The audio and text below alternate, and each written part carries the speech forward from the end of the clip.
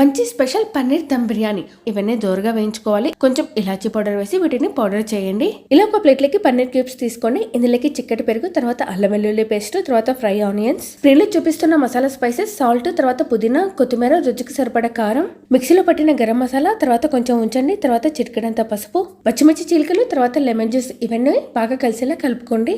ఒక 30 మినిట్స్ వరకు వీటిని పక్కన ఉంచండి. ఒక పాన్ లో ఆయిల్, తర్వాత గీ. 30 మినిట్స్ తర్వాత మ్యారినేట్ చేసుకున్న పన్నీర్ క్యూబ్స్ ఫ్రై చేసుకున్న కాసేపు తర్వాత ఆయిల్ అనేది ఇలా పైకి తెలుతుంది కదా, అప్పుడు ఫ్లేమ్ అనేది ఆఫ్ చేయండి. ఇలా బాండీలోకి నీళ్ళు తీసుకున్న తర్వాత స్క్రీన్ లో చూపిస్తున్న స్పైసెస్, తర్వాత రుచికి సరిపడా ఉప్పు, తర్వాత లెమన్ జ్యూస్, ఇవన్నీ బాగా తెల్లకాగాలి. వాటర్, తర్వాత బాస్మతి రైస్ ని యాడ్ చేయండి. ఇవన్నీ 90% కుక్ అయిన తర్వాత ఇలా వాటర్ అంతా స్ట్రెయిన్ చేయండి. ఇలా మట్టి పాత్రలోకి ఫ్రై చేసుకున్న పన్నీర్, తర్వాత పుదీనా, కొత్తిమీర, ఫ్రై ఆనియన్స్ వేసిన తర్వాత స్ట్రెయిన్ చేసుకున్న రైస్ ని ఇప్పుడు ఇందులోకి వేయండి. కొంచెం గరం మసాలా, తర్వాత ఫ్రై ఆనియన్స్, తర్వాత పసుపు, వాటర్, పుదీనా, కొత్తిమీర, తర్వాత ఎసురు ఉంటుంది కదా, ఆ వాటర్ ని ఇలా అంచుల వెంబడి వేయండి. తర్వాత గోధుమ పిండితో క్లోజ్ చేయండి. మూత పెట్టేసి దమ్ చేయండి.